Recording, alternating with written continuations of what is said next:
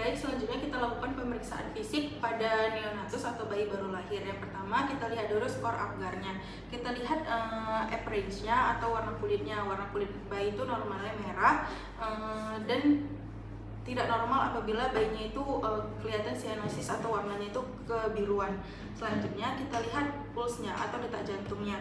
Lanjut kita lihat klinisnya atau refleks dari si bayinya. Apakah bayinya itu menangis, kemudian apakah bayinya itu seperti ada batuk, bersin gitu. Itu adalah refleks dari si bayinya.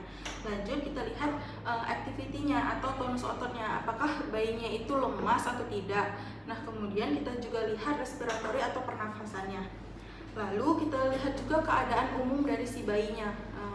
Selanjutnya kita lihat juga bagian wajah dari si bayinya, apakah simetris atau tidak.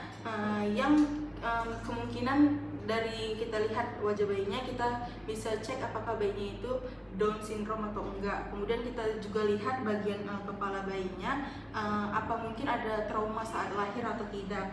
Nah, kemudian kita lihat juga keadaan gizi dari si bayinya. Kita lihat apakah bayinya itu kurang BB-nya dari usia bayinya atau tidak. Kita lihat juga panjang badannya, lingkar kepalanya.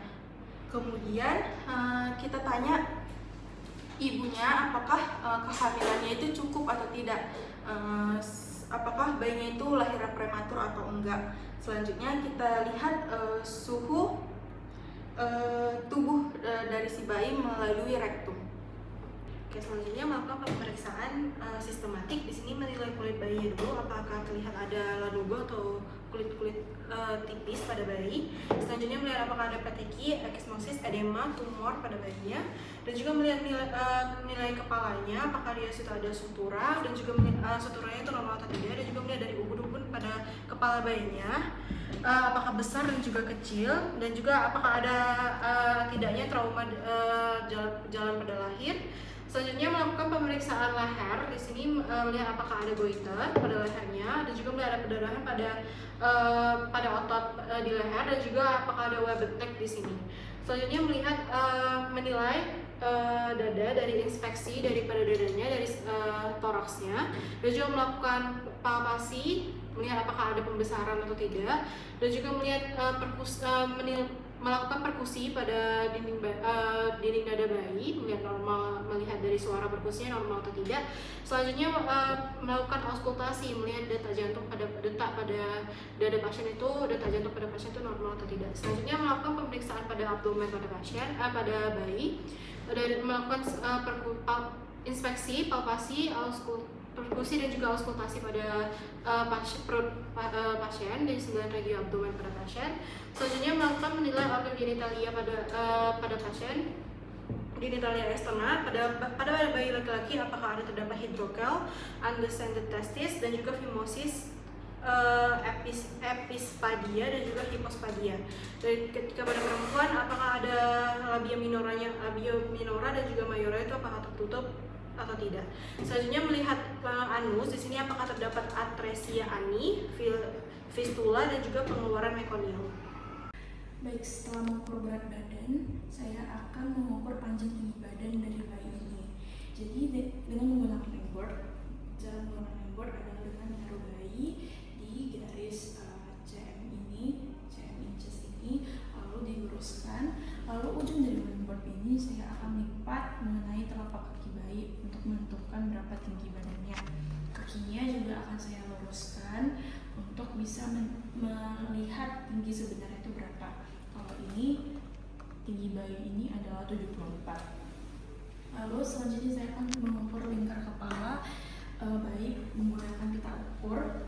Jadi seperti biasa pita ukur berapa lingkar kepalanya ini.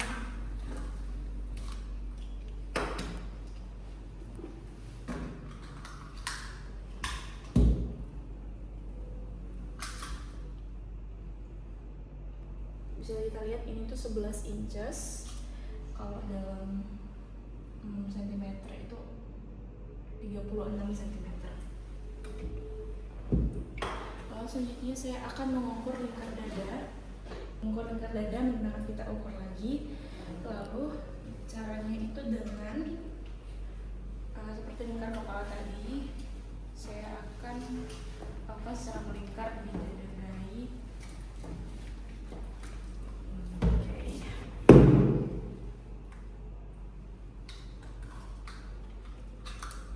Nah, hasil dari lingkar dada pada bayi ini adalah 44 cm, setara dengan 13 inci. Itu berarti ya. Selanjutnya kita akan melihat refleks motor pada bayi ini.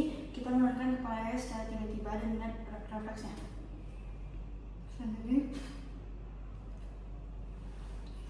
Selanjutnya kita meletakkan jari pada telapak tangan bayi. Normal bayi dia menggenggam jarinya dengan memeriksa secara refleks. Selanjutnya saya mengetuk ringan daerah glabella pada bayi. Pada momennya kedua mata bayi itu berkedip.